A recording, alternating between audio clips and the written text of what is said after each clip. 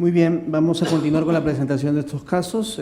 Vamos a escuchar ahora la presentación del caso de gestión eficiente del agua, gobernanza y competitividad territorial, el modelo de desarrollo económico local de la cuenca del río Lurín en el Perú, a cargo del magíster Juan Sánchez, coordinador ejecutivo del proyecto de desarrollo territorial y generación de empleo en la cuenca del Lurín. Lo recibimos con un fuerte aplauso. Ok, muchas gracias. Un saludo a todos y todas. Y nuestro agradecimiento, como siempre, a Marcela por la invitación a esta sala, a esta casa, para compartir algunas ideas y las experiencias de una propuesta de desarrollo territorial muy cercano a la ciudad de Lima, a solo 2 horas y media. Aquí nomás, como se dice, ¿no? En primer lugar, quisiera felicitar a Gonzalo por su excelente propuesta. Creo que es una síntesis muy adecuada y pertinente a trabajar los temas del desarrollo, porque es cierto, si uno no le da al desarrollo la dimensión ética y filosófica que tiene, uno termina quedando en el desarrollo como un instrumento, como un medio. Y el fin del desarrollo es el ser humano. Y el ser humano tiene efectivamente valores que tienen que ser puestos en el eje de la discusión y de las propuestas técnicas. Es la única manera de entender cómo los medios sirven a un fin. El resumen que ha hecho me pareció muy atinado, no solo por lo que ya se ha mencionado, vivimos un momento donde el tema ético está en el eje de la discusión, sino porque también la ética no es solamente una actitud crítica frente a antivalores, como lo que estamos viendo desafortunadamente en los gobiernos regionales, sino porque también es un principio básico que es la equidad. Y la equidad está relacionada con un principio central superior que es la inclusión. La pobreza probablemente sea una de las peores formas de inequidad y de exclusión que existen en el mundo entero. Luchar contra la pobreza, superarla de manera digna, honesta, eficiente, no solamente es un mandato ético, sino también es una estrategia que permite recuperar esa dimensión humana que la economía desafortunadamente ha perdido, reduciendo a los seres humanos a números. Me ha inspirado su resumen porque me trae a colación un elemento que está implícito en el proyecto que vamos a explicar ahora, pero está implícito también en la dimensión cultural de la ética. Los valores éticos están presentes en todas las culturas. La cultura griega es la madre probablemente de la mayor parte de nuestros valores. Pero también quiero recordar nuestras raíces. La cultura andina es también una cultura de ética y una cultura de principios. Cuando escuchaba a Gonzalo hablar que el fin final del desarrollo es el florecimiento del ser humano, obviamente me tengo que acordar del principio del Kausai, del buen vivir de nuestra cultura andina. No es posible entender la lógica del mundo andino sin hablar del Kausai y del Kausai-Pacha, es decir, el término del buen vivir en el territorio. Pero además me ha encantado entender que entre esos conceptos de capacidad que resume Amartya Sen y la cultura andina, también hay elementos de coincidencia. Si preguntamos en el mundo andino cuáles son los principios que norman la acción positiva, encontramos 3 centrales. El munay, el amor, el sentimiento, es el primero. El yankay, la acción concreta, el segundo. Y el yachay, el conocimiento, es el tercero. Y ambas están totalmente interrelacionadas.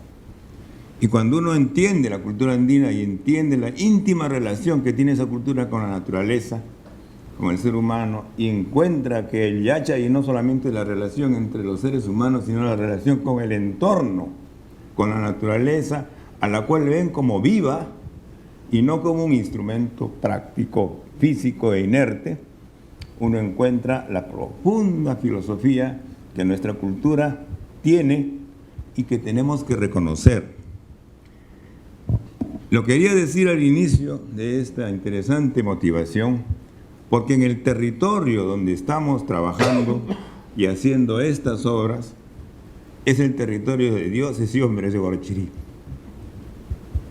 Es decir, de la crónica más interesante que se ha registrado en nuestra cultura sobre las tradiciones y los mitos de la cultura andina.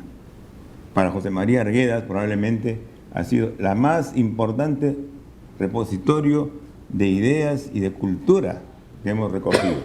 Un libro tan o más importante para los estudiosos del tema como lo pueden ser Buena Crónica y Buen Gobierno o las crónicas españolas. En ese territorio de dioses y hombres de Guarochirí, nosotros hemos hecho esta experiencia. Y cuando vemos a los campesinos y a los alcaldes tener tan grande su relación con el agua y la naturaleza, con el desarrollo de sus recursos naturales, con el aprecio que tienen a los conocimientos prácticos, no hacemos otra cosa que recordar esos principios. Este es un territorio tan cercano a Lima y tan desconocido por nosotros mismos que tenemos que conocerlo más, porque aquí está probablemente el repositorio más importante de la cultura andina, que empezando en las cuencas altas termina en Pachacamac, en el valle de Pachacamac, en el santuario de Pachacamac, que no por casualidad existe ahí y existió ahí por alguna razón histórica. Terminando este pequeño resumen, quiero ahora explicar qué significa este trabajo que hemos hecho y por qué lo he denominado gestión eficiente del agua, gobernanza y competitividad. Porque creemos que en esas tres palabras está resumido la esencia del que llamamos ahora modelo de desarrollo económico territorial Cuenca Lurín. ¿Y por qué modelo?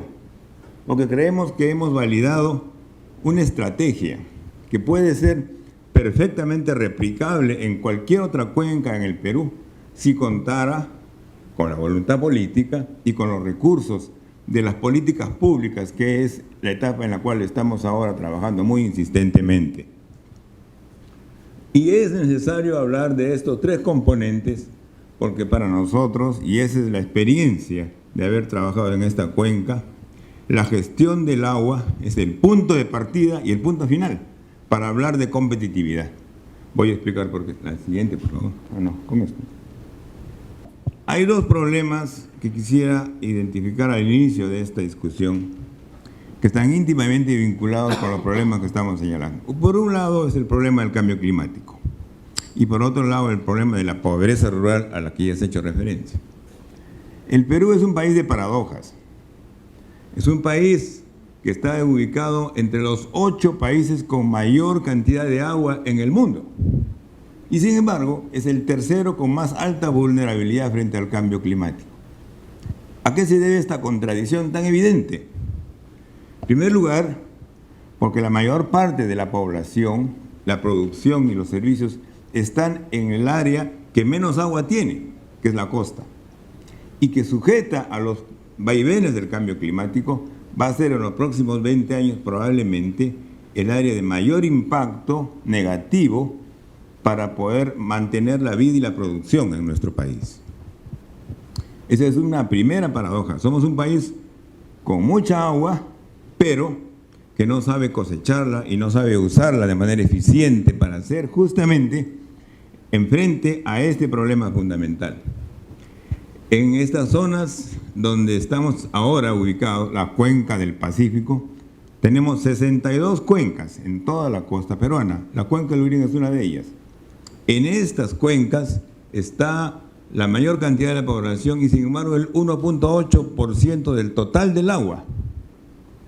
Sin embargo, en la cuenca del Amazonas, donde está la menor cantidad de población y producción, está el 98% del agua de todo el país.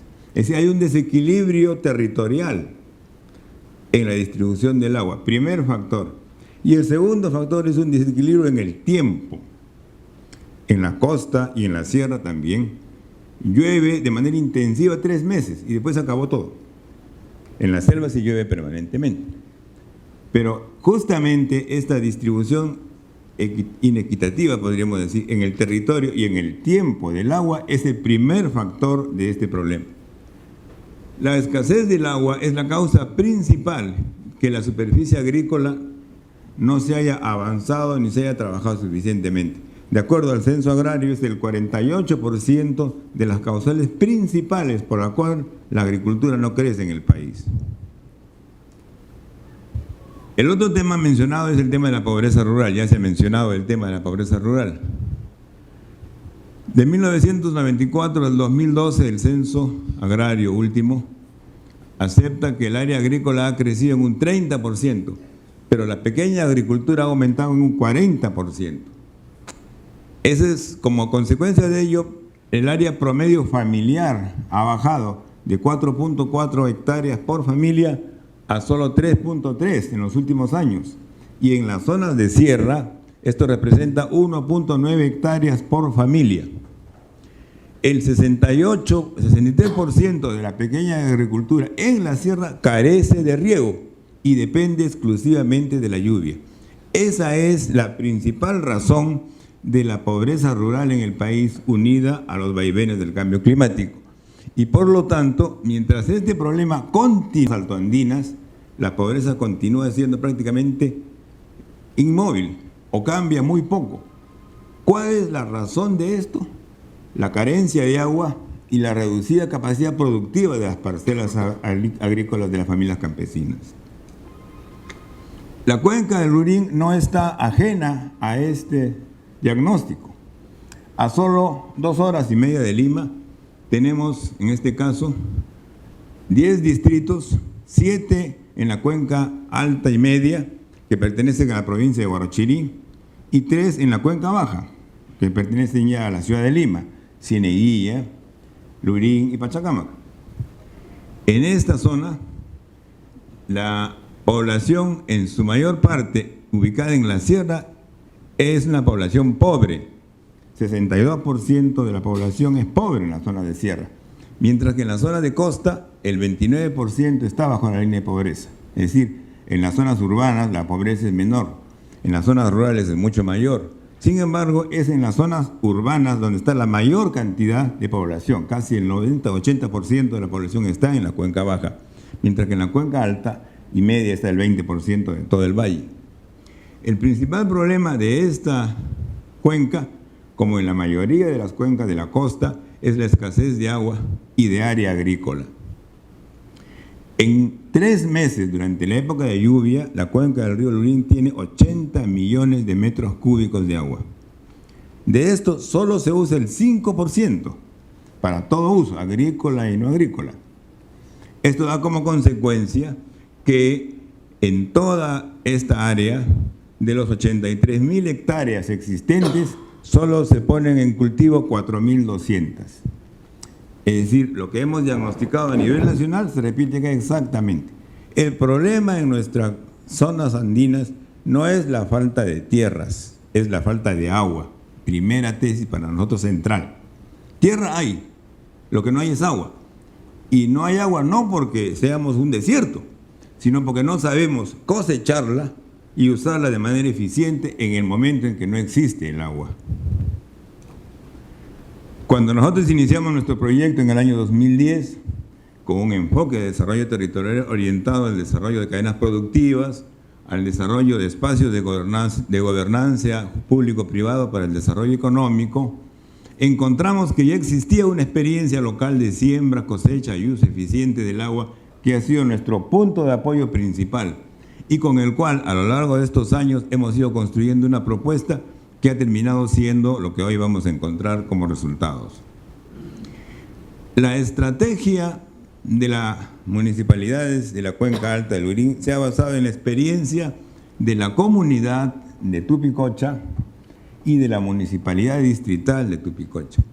Tupicocha es uno de los 10 distritos de la Cuenca Alta, está a 3.300 metros sobre el nivel del mar. Es el escenario de Dioses y Hombres de Huarochirí en la Crónica de Ávila.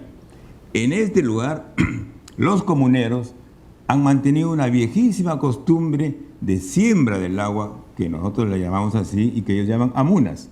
Es el sistema de recarga del acuífero a partir de sistemas de acequias artificialmente montadas desde la época preinca. Y junto con la estrategia de amunamiento, como le llaman ellos, está la estrategia de la forestación y el manejo de pasturas. que es la manera de esponjar la esponja hídrica, como ellos mencionan claramente.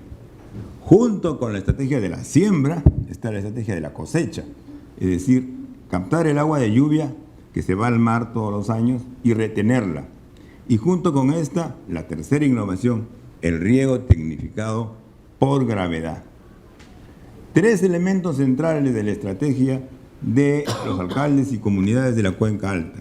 Siembra, cosecha y gestión eficiente del agua es el punto de partida de la revolución tecnológica que vamos a ver ahorita. El municipio de Tupicocha, un municipio con un fondo de inversión no mayor de 300.000 a 500.000 soles al año.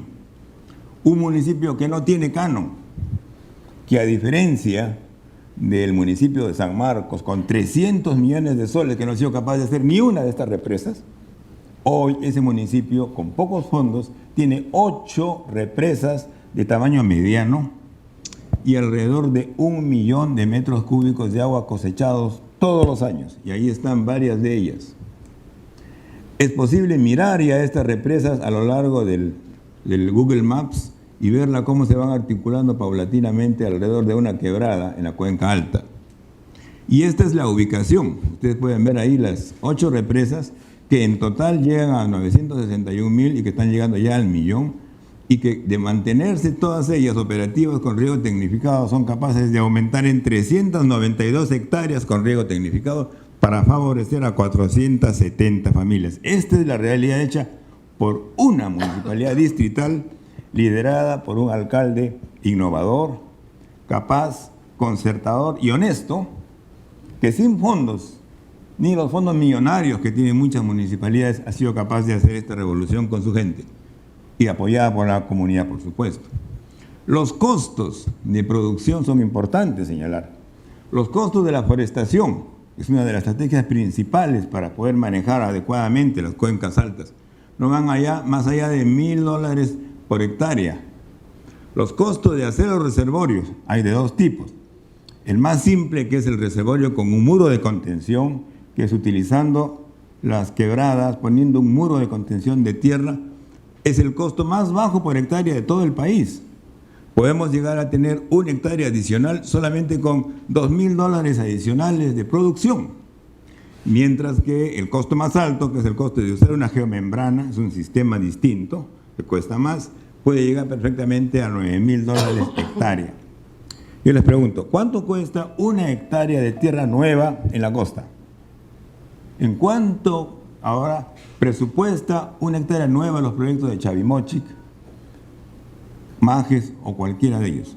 No baja de $30.000 a $40.000 por hectárea. Ahí además hay que emplear 2 años hasta convertir ese arenal en tierra agrícola. Con mucho menos dinero, este modelo puede generar 1 hectárea más de tierra que puede ser operativa al día siguiente de ser empezada a regar. Y esta es otra de las innovaciones del alcalde en Tupicocha. El primer proyecto forestal con riego. Acá tenemos 100 hectáreas de pino radiata regado por un sistema articulado a una represa en la parte alta. Esto es otra de las revoluciones que yo quisiera conversar claramente. El mayor fracaso que tiene el Ministerio de Agricultura en la forestación altoandina es el hecho de haber sembrado árboles sin agua. El 90% de mortandad es una norma estándar. Solo el 10% de los pinos y sembríos en las cuencas altas se mantiene porque durante el resto del año está seco. Y por lo tanto, la inversión que el Estado ha hecho en forestación en la cuenca alta fracasan normalmente porque no están articuladas a un sistema de manejo del agua. En este vivero forestal, la municipalidad de Tupicocha y la comunidad tienen ya esas 90 hectáreas sembradas y en un año nada más, con riego permanente, el prendimiento es 90%. En 90% los árboles de pino ya tienen 1 metro, 1,5 metros y empieza a generarse un bosque donde antes no había absolutamente nada. Este es otro elemento central en el manejo integral de una cuenca. Y aquí hay el primer proyecto interdistrital, la represa de Tucto, que es un proyecto hecho por los 2 alcaldes, y aquí están ambos, el alcalde de Tupicoche, el alcalde de Tuna, frente a lo que ha sido su primera obra, la represa de Tucto, con 2 millones de metros cúbicos, y es la primera expresión de una acción interdistrital conjunta. Aquí se sentó las bases de lo que después ha sido los 2 proyectos más grandes que tiene la mancomunidad.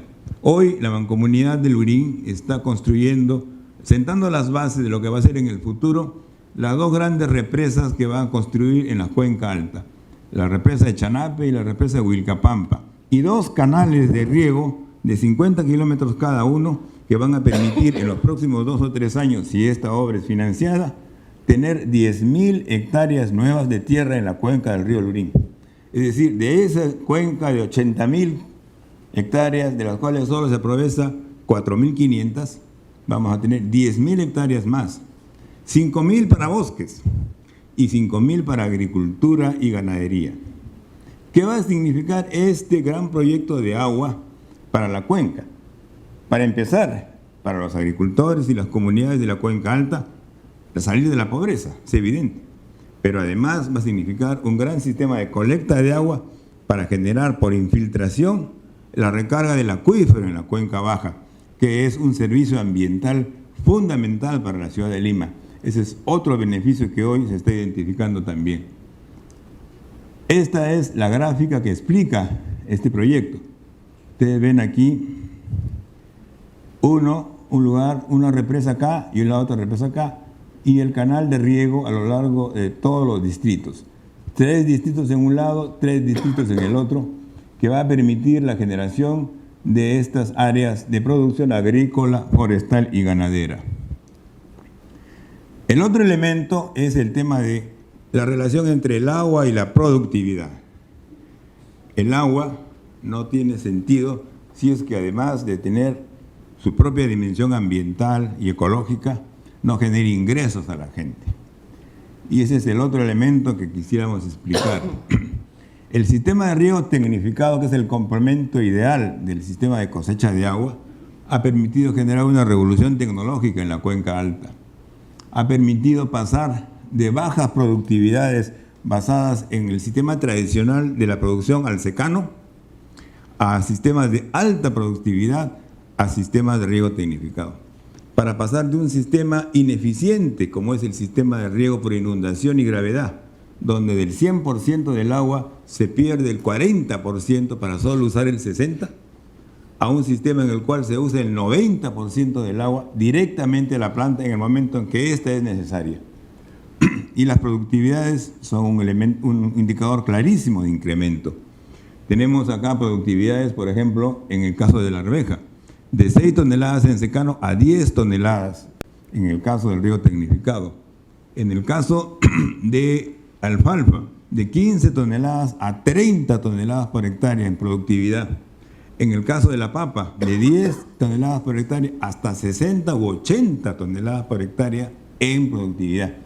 Es decir, como ellos bien dicen, tener agua y regar eficientemente genera rentabilidad.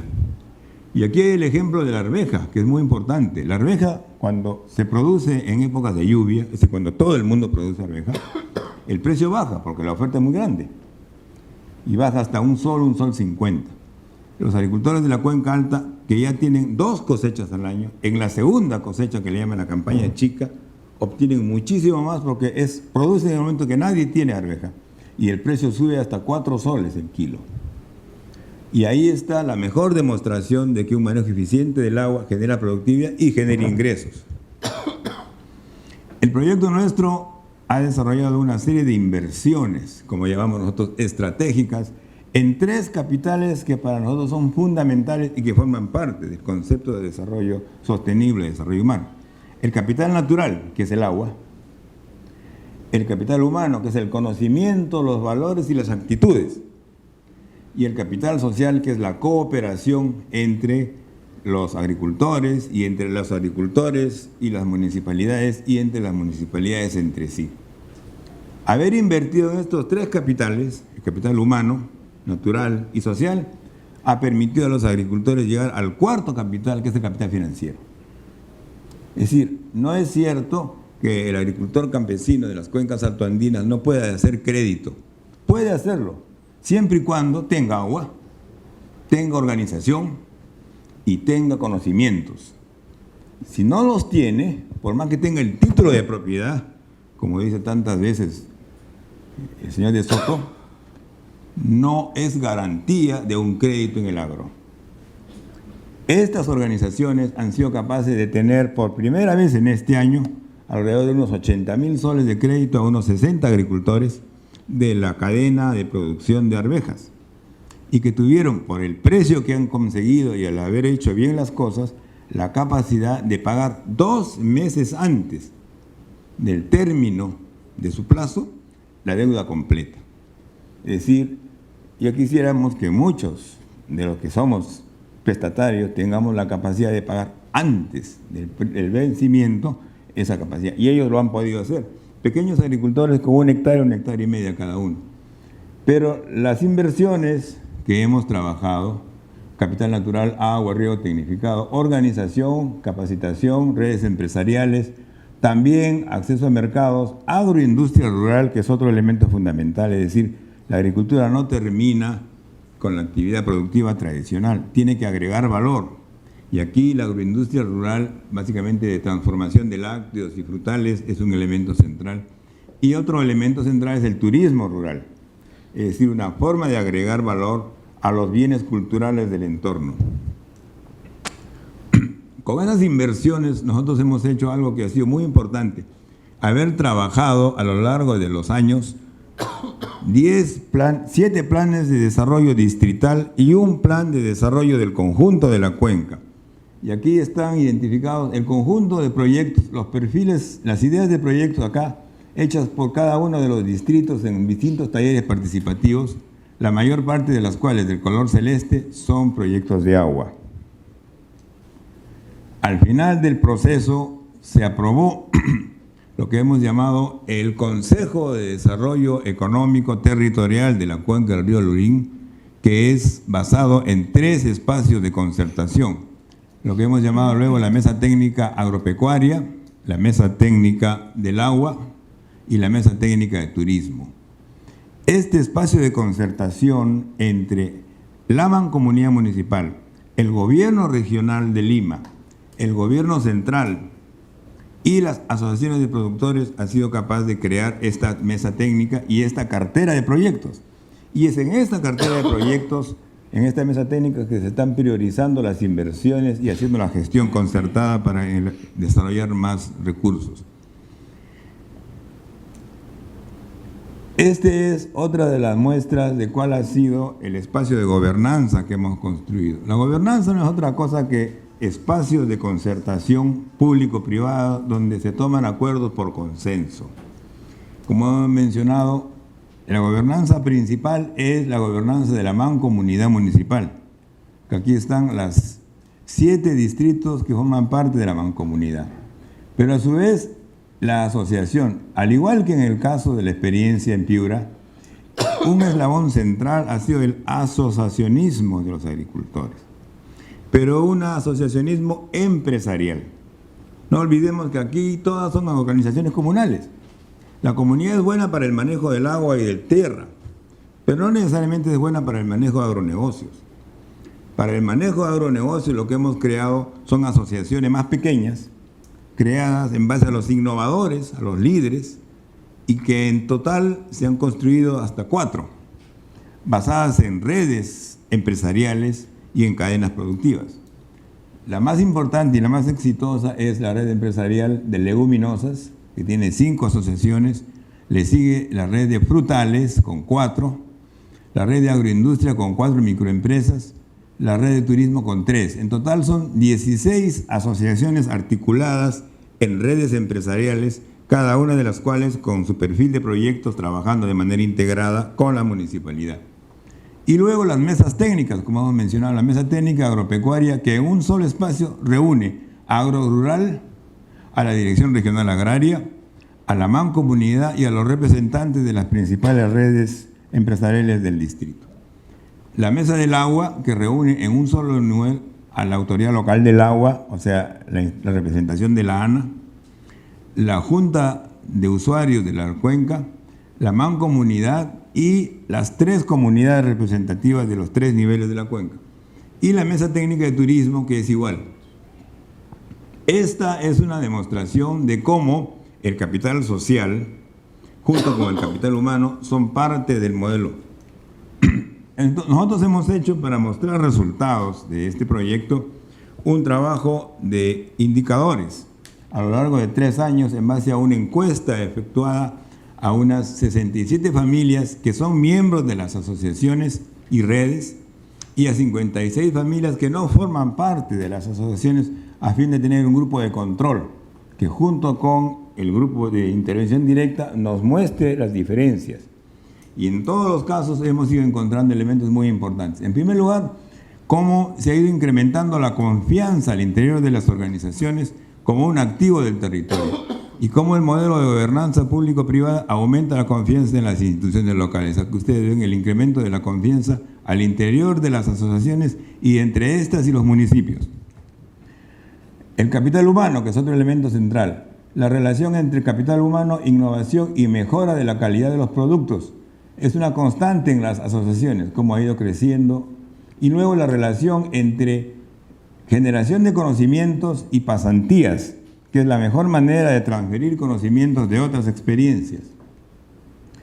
A mayor innovación han generado mejores ingresos familiares y hoy tenemos en cada una de las distintas asociaciones agricultores líderes que ya han superado la pobreza, alrededor de un 10 a 15% ya han superado la pobreza y por lo tanto han sido capaces de hacer lo siguiente, que es generar empleo rural.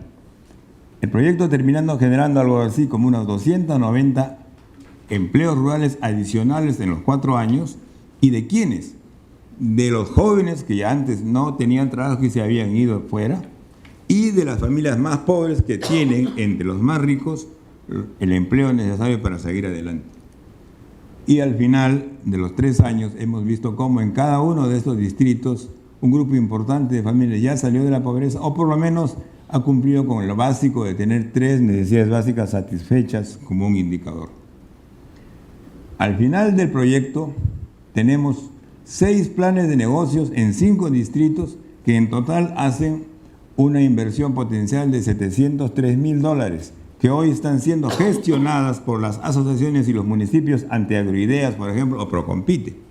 Pero por otro lado, hay 15 proyectos hídricos en 6 distritos, también promovidas por la Mancomunidad, que hacen un total de $6,153,000 de inversión potencial.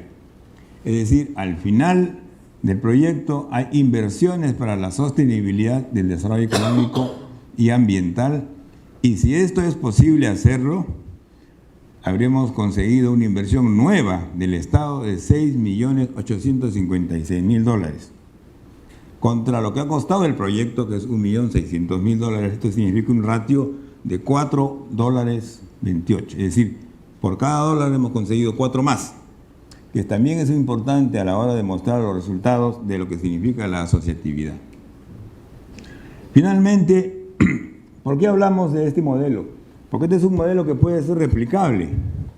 Es replicable porque la siembra, cosecha y uso eficiente del agua en las cabeceras de cuencas es una alternativa viable para mitigar el efecto del cambio climático, para elevar la productividad, calidad y rentabilidad, para crear empleo rural y desarrollar capacidades. Ese es el componente número 1. El segundo componente, que es la gobernanza público-privada. Replicable también porque fortalece la asociatividad y la cooperación dentro de las cadenas productivas. Amplía el volumen y la calidad de la oferta agrícola y agroindustrial a mercados competitivos. Formula y ejecuta planes de desarrollo económico y permite la asociatividad entre municipios, redes empresariales y pymes en los territorios. Creemos nosotros sinceramente que este modelo permitiría al gobierno nacional implementar políticas integradas para la gestión del desarrollo, tanto a nivel de los recursos naturales como el desarrollo económico local y regional en las áreas de mayor pobreza. A los gobiernos regionales que hoy tienen los recursos, integrar sus inversiones articuladas a municipios asociados en mancomunidad y a las empresas, tanto extractivas como de energía o de transporte, crear una mirada que vaya más allá de los stakeholders, de los grupos de referencia, a veces tan cercanos a su entorno, para mirar el territorio y en alianza con municipios y comunidades trabajar de manera sostenible la gestión del ambiente y el desarrollo económico local. Hoy en la mañana, como le explicaba Marcel, hemos estado con el Ministerio de Agricultura discutiendo exactamente esto.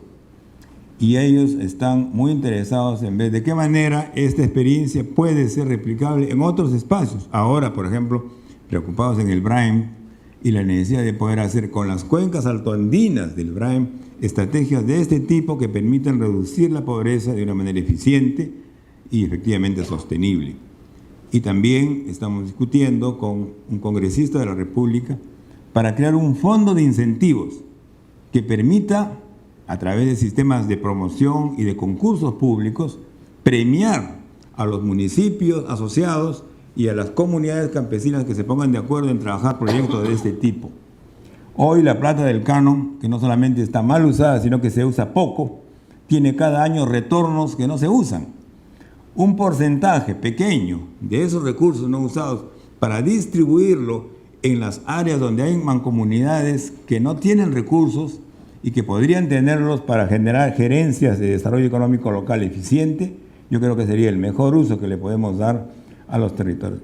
Si esta política pública es aprobada por el Estado en esta legislatura y en la siguiente, creo que vamos a tener al final del año un instrumento muy importante para promover este tipo de experiencias más allá de la experiencia que tenemos ahora en la Cuenca del Lurí. Muchas gracias. Muchas gracias. Muy bien, hemos tenido 3 ponencias que nos han hecho recorrer el camino de la ética, la gestión del desarrollo social, entendiendo que la ética contribuye a la equidad, a la participación, a la libertad y en esta última ponencia con mucha claridad a la interculturalidad también, a la relación y a la que debe haber entre los actores locales y comunales y por supuesto también al rescate de los saberes locales tradicionales. Bueno, son 9:10, no sé si tenemos espacio para las preguntas. Sí, si alguno quisiera hacer alguna pregunta, vamos a pasar un micrófono para que puedan hacerla. Le vamos a pedir sin brevedad en las preguntas. Muy buenas noches, muy interesantes las 2 exposiciones. En la primera exposición me gustaría saber si ha habido algún tipo de análisis de rentabilidad económica con estos agricultores, con estos productores de lácteos, ¿no?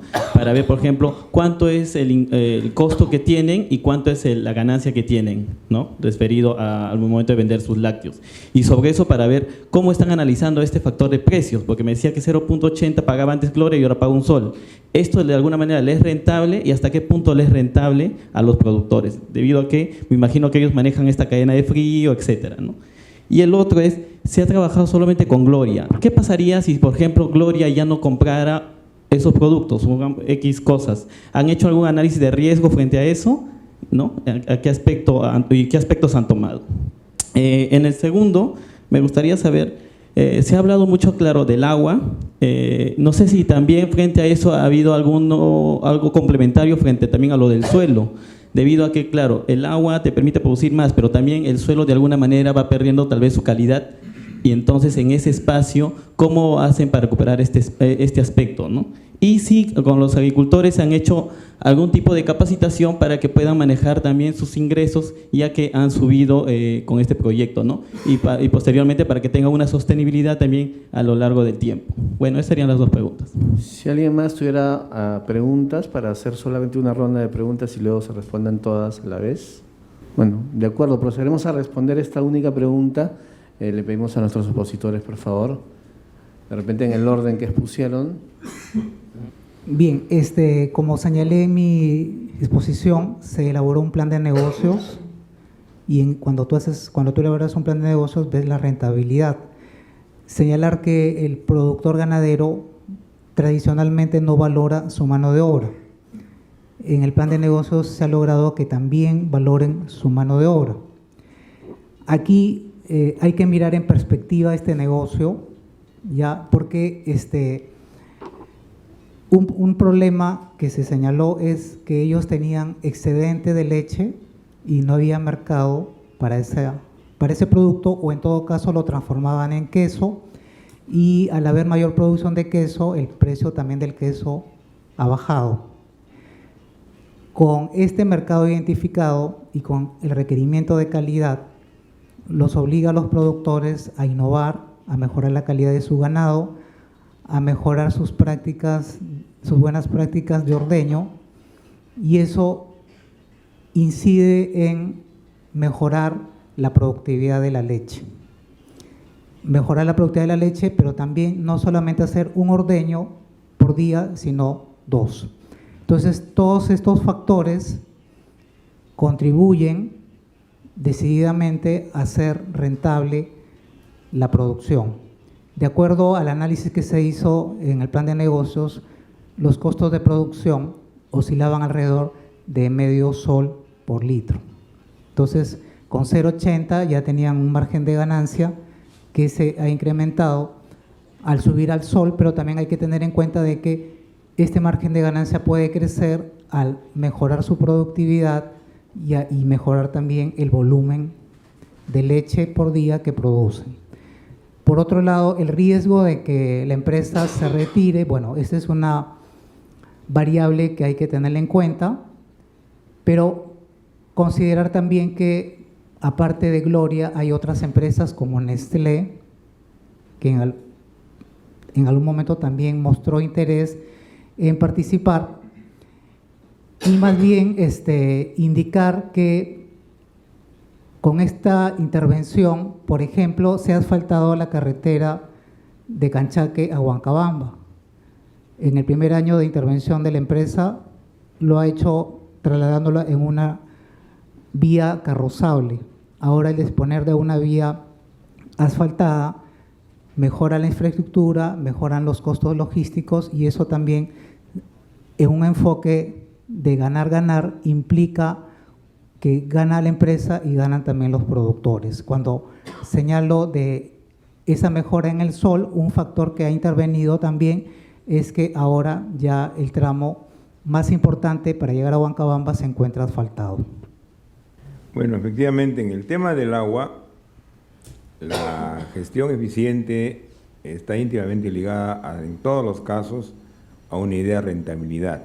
No es solamente el agua como tal, como su valor intrínseco, sino también cómo, haciendo uso del agua de manera eficiente, hay un incremento de rentabilidad.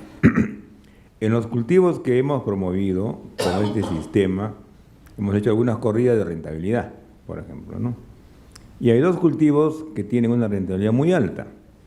Por ejemplo, en el caso de la arveja, nosotros hemos calculado hasta un 98% de rentabilidad, con precios que van entre 2.50 y 3 soles por kilo. Si esto crece, evidentemente tienes un incremento mucho mayor de la rentabilidad. Y otro producto innovador y nuevo es el aguaimanto, sobre todo si es un aguaimanto orgánico, que también hicimos una corrida de rentabilidad con precios 2.50, la rentabilidad estaba por el 90%. El agricultor líder que ha hecho de esta experiencia, la experiencia modelo en la cuenca, ha llegado a tener 6 soles kilo, precio en chacra. Entonces, imaginen ustedes cuánto ha incrementado su rentabilidad. Para nosotros es fundamental que el agricultor entienda la íntima relación que hay entre el buen uso del agua y la rentabilidad de su cultivo. Porque si el agricultor con agua eficientemente manejada, innovaciones tecnológicas, llega al mercado, la estrategia de gestión del agua se instala y no vuelve a perderse más. La cultura del agua en las comunidades campesinas es una cultura muy tradicional basada en el uso del agua por inundación. Y no han sabido darle al agua el valor que de hecho tiene. Y hoy más, en una época de cambio climático, el agua va a tener un precio. El campesino tiene que entender de que el agua es factor de rentabilidad y de competitividad, como lo hemos dicho, a condición de que se le enseñe. La cultura del agua basada en el riego tradicional tiene que ser cambiada por una cultura del agua basada en el sistema de riego tecnificado. Y es un cambio de paradigma, es un cambio, una revolución tecnológica y mental en los agricultores, pero vale la pena hacerlo, porque es la mejor manera de que toda esa inmensa inversión pública que se va a empezar a hacer en el sistema de agua finalmente tenga sostenibilidad en el tiempo. Junto con el tema del agua, efectivamente está el tema de los suelos, tú lo has dicho muy bien. Para los agricultores de la Cuenca Alta hay 3 estrategias complementarias para el manejo de suelos. Una es la andenería. En la Cuenca Alta tiene unas 200 o 300 hectáreas de andenes.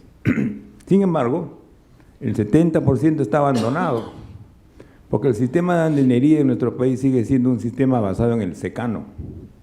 Cuando llueve se produce y cuando no se abandona. Nuestro reto mayor es hacer una articulación entre sistemas de riego y andenería para un uso pleno y permanente de esas áreas agrícolas que también manejan el suelo. La otra estrategia, también lo he mencionado, es el manejo de los pastos, rotaciones de sistemas de manejo de pastos en la Cuenca Alta. Y el tercero es el tema de la forestación, que es una estrategia todavía incipiente, no es masificada, pero nuestro interés es de que se masifique, porque no hay manera de manejar integralmente el suelo sin estos 3 componentes. Y finalmente el tema de la sostenibilidad económica.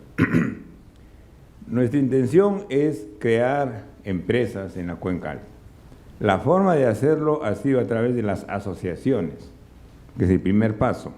El siguiente paso ha sido la creación de redes empresariales, es decir, ya grupos que innovan, que compran juntos, que venden juntos y que empiezan a tener por primera vez la capacidad de negociar planes de negocios juntos. En este momento tenemos 4 de esos 5 planes de negocio que hemos mencionado, presentados por 4 asociaciones. Una red de asociaciones de leguminosas, 2 redes de producción de frutas y una de producción de lácteos y derivados. Si el plan de negocios es financiado, como esperamos que lo sea, por Agroideas, que en este caso es un fondo grande, va a permitir consolidar la estructura empresarial, porque el manejo tiene que ser empresarial por definición, tiene que ser rentable y tiene que estar orientado a vender en el mercado. Hoy, la demanda que hay de los productos de la cuenca es mucho más alta que la capacidad de oferta de estos productos. Tenemos pedidos de ventas directas de supermercados como supermercados peruanos del Grupo WOM, porque ven que la calidad de estos productos es altamente buena.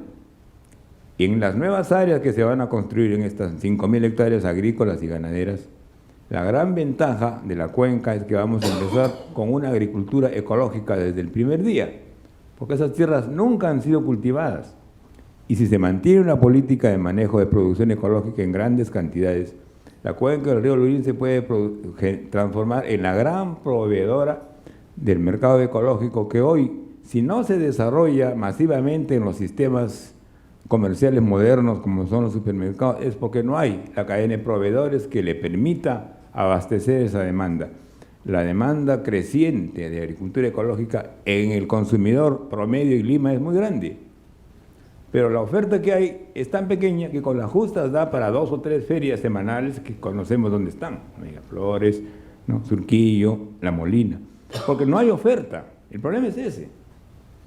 Este es el desafío mayor que tiene la mancomunidad, hacer de la cuenca del río Lurín, sobre todo la cuenca alta, el gran productor de agricultura ecológica en base a planes de negocios, asociatividad y desarrollo productivo. De esa manera, estoy convencido de que el negocio agrícola va a ser rentable, va a generar más empleo del que ya ha generado hasta ahora y sobre todo va a darle a la juventud que hoy se está yendo de la cuenca la oportunidad de volver a hacer de esa tierra, de la tierra de sus padres, una tierra productiva y beneficiosa para ellos y sus familias. Muchas gracias.